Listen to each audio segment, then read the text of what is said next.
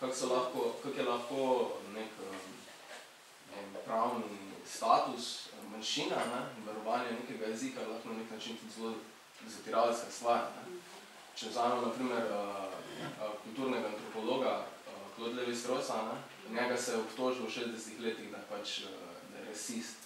In to zaradi tega, ker je pač jasno branil nekatera ljudstva, ki je rekel, da ta ljudstva ne sme se tuje kultura v njih upletati, ne sme se njihova kultura spreminjati, ampak s tem pač pozamemo, da ena temeljna lastnosti kulture je ravno to, da se spremeni.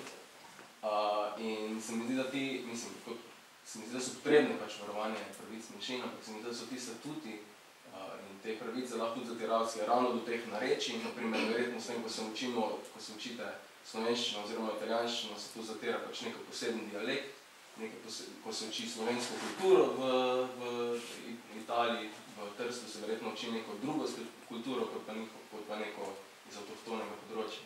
In to je pač to naslednjo vprašanje. Zelo zanimivo vprašanje, se zahvaljujem tudi, ker v bistvu prej, ko sem govorila o tej resoluciji za jezikovno politiko, sama pogrešam pravzaprav v tej resoluciji prav to, da bi pa še bolj izpostavila tudi vprašanje te jezikovne raznolikosti znotraj slovenskega jezika.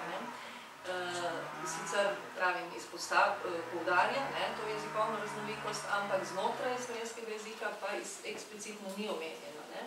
No, ampak zdaj tukaj, če mogoče vem, kako sama vidim te procese, ker to so ravno tako procesi, kot smo prej omenjali, z vidika določenih jezikov, tako je tudi z vidika narečij in standarda, koliko naj se povežeta, koliko naj se ohrani nedotaknjeno, neko narečje, ampak tu je šlo pravzaprav za najprej en proces, ko se je moral oblikovati standard, zdaj ta sodobni, zdaj bom spet šla recimo v druge svetovne vojne naprej, čeprav bi lahko šla tudi že med 20. stoletju pravzaprav, se je ta sodobni standard uveljavljal in tu je bilo potrebno na nek način žrtvovati narečja. Seveda se je to počelo tudi zelo nasilno in so se, recimo, če spet izhajam tukaj iz istrskega območja, so se ljudje čutili dejansko degradirane, tisti, ki niso znali knjižnega jezika, se pravi, mi ne govorimo slovensko, mi govorimo tisto grdo, grd jezik, narečje, ker so pač prišleki iz notranjosti in to so bili učitelji, preverjeni kadri velikokrat, ki so seveda, bom rekla, ne zatirali, ampak v resnici je bilo negativno vrednoteno narečje. In to je seveda bilo v tej regiji, ampak podobno je bilo tudi drugod, zato ker se je moral nekako oblikovati ta standard. Mislim pa, da se je ta konflikt med standardom in narečjem presegel v tem smislu, da se je, ko je bil standard dovolj, bom rekla, dovolj uveljavljen, se ne čuti več ta potreba braniti ta standard pred narečji in se je začelo poudarjati, da so narečja v resnici dediščina slovenske kulture, vendar pa po mojem še premalo. Na nek način seveda se ne bo dalo, se strinjam, ponovno obuditi tega, ker se to ne da umetno razvijati nekega jezika, lahko pa se nekako zavre izumiranje v tem smislu, da se poskusi vključiti to tudi, nazadnje jaz pač poznam prakse iz tujine, da se tudi te jezikovne elemente neke pokrajine vključi recimo v turistično ponudbo ali pa oziroma ne samo v turistično, ampak tudi, da v resnici mi poznamo, to je spet gre za tisto poznavanje različnih regij, ker različne regije spoznamo tudi preko narečij, ker duh neke regije je izražen v nekem narečju. In tako da tukaj so še možnosti, po drugi strani pa mislim, da je tukaj zdaj gre bolj, če lahko mogoče še to izkoristim za neko zelo aktualno vprašanje, ker pravim, tega konflikta, prav kot je bil, sprva ni več bil narečij in standardom, je pa, se mi zdi, da lahko pride do nekega novega konflikta med neko novo elito in množico, ki se bo izražala tudi v jeziku. In to bi želela mogoče tukaj še sporočiti, glede na to, da je tema tega srečanja elite in ljudstvo, ali kako že, ja. Namreč tu je sedaj komunikacije, vemo, so sedaj različne in zato tudi narečja izumirajo, ker enostavno v novih medijih se sedaj pojavlja, bom rekla, mešanje govorjenega in pisanega jezika, ne? In je to tisti novi, bom rekla, novo narečje, ne? Ki bo, bom rekla, narečje ali pa jezik širših množic, medtem ko bodo zmožne uporabljati knjižni jezik oziroma te višje zvrsti jezika in pa bile zmožne se znajti v nekih zahtevnejših govornih položajih samo intelektualne elite. In tukaj mislim, da mora jezikovna politika se zavedati teh procesov, ne? In biti pozorna na to, da je povezano to tudi z govorci, ki niso, recimo, ki niso rojeni govorci slovenščine, oziroma ki jim je slovenščina drugi jezik, ne?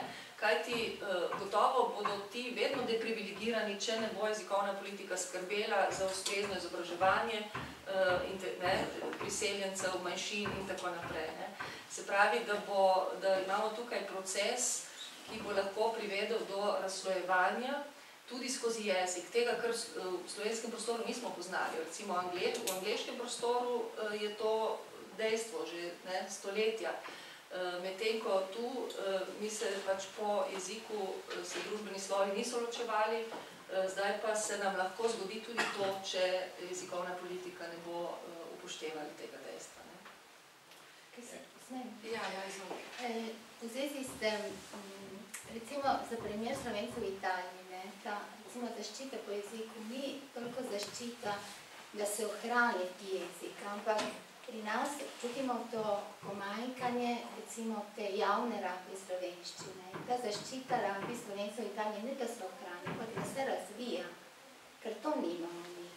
To, da nimamo vseh teh zaščitnih, uveljavljanja tega zaščitnega zakona in da smo še v takih razmerah, kot te slovenščine ne moremo uporabljati vseh tudi javnih forumih, to obuboža jezik.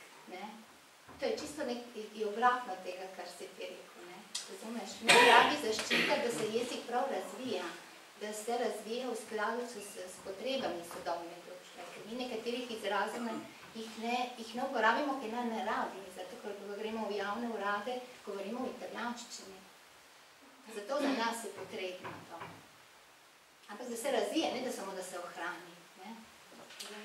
Če smem, ker se v bistvu tvoje vprašanje meni je ljubo in mi je blizu, zato ker v bistvu jaz pa nekako v nasprotju z jezikoslovci ne bi uporabila termina oziroma ne bi formulirala stavka na način, se je moglo žrtvovati, kakorkoli bi se bolj nagibala k temu, da proces, ki ste ga omenil, rekla je po mojem zelo podoben procesu, ko se je v imenu vzpostavljanja nacionalnih držav v tistem obdobju žrtvovalo narodne manjšine. To vemo, se je dogajalo posod po Evropi, v Franciji, v Italiji, v Sloveniji, v smislu umetno ustvarimo enakost političnih in kulturnih meja in jezikovne manjšine probamo čim bolj utišati, da bomo dali vtis, da smo mi kulturno, narodno, nacionalno močni.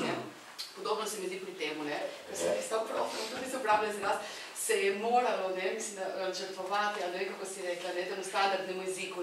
Jaz bi pa sama ravno v tem smislu, torej zakaj bi se moralo žrtvovati? Očitno spet šel nek konsens elit, lahko intelektualnih, kulturnih, političnih, ki so želeli nam nekako dati občutek, da imamo nek suveren knjižni slovenski jezik, ki nas prezentira navzven, seveda z sočasno potrebo po postavitvi lokalnih, narečnih jezikov na nek nižji statusni položaj, zato da imamo vsi skupaj občutek, da smo pa pravi Slovenci s pravim jezikom. Podobno ko se...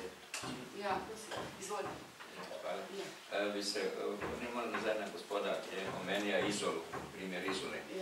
Je, kaj na prvem jeziku je albaščina, pa potem slovenščina je hrvačina, je srpski jezik. Zakaj? Od kod Albanaca i njihovim skupnostima je to dogovoreno. Vi morate govoriti doma albanskom i na ulici albanskom. On se ne sramuje kad pride u družbu se pogovarati albanskom. I njegov jezik bo ovdje sigurno ostao.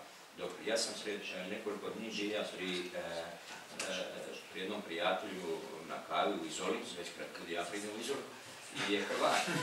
I smo se pogovarali hrvaški, a njegov kao otrok 7 let. I on je njega skoro srušio, tata, pa kaj ti govoriš? Te prosim, govori slovensko. Pazite, oče i mama su mu Hrvati. I to je problem. Kod Albanaca to nije. On govori albansko i kod njih je to zakon. A drugo, ste spomenuli reciprocitetu, kako Slovenija je priznala talijansku manjšinu na reciprocitetu. Ako bi to bilo tako reciprociteta, jer su se bojali zbog drugih razloga ili Slovenaca u Italiji, u Hrvaškoj je Slovenaca 22.000 i nekaj. A Hrvatov je u Sloveniji 55 ili 60.000. Kad bi bili to išli na reciprocitet, trebali bi onda, ne bi trebali imati dvojnu mjerilo. Znate, to bi trebalo onda tako Hrvate priznati, jer nas je duplo veći nego Slovenica na Hrvaškoj. Samo še eno zadevo glede na reče, samo da se malo še povežem, kako ste rekli, gospod Jožo. Ne smemo pozabiti, da takrat je Republika Socialista Federativna Jugoslavija so Italija dogovorila in priznali dve manjšine, slavenska oziroma slovenska manjšina v Italiji, ki pač je bilo tako generično slovenska in italijano tukaj. In to je pač vse nam naredila Jugoslavija. Tako da to potem normalno je to pač podelila pred Slovenija in to je polično naprej. To, kar vprašanje ste ljudi postavili, pač resno tudi drugo vprašanje zelo interesantno, zelo zanimivo, tudi pač bi se moral najti neke rešitev in zelo pomembno. Saj tudi naprimer na reke, v okolični reke so pač prisotni slovenska manjšina kot avtohtona manjšina tam, tista konkretna. Kar pa se tiče nareče, to, kar ste vi pač spraševali, naprimer, moj materinski jezik je iz Slovenije, pač se učim italijanskega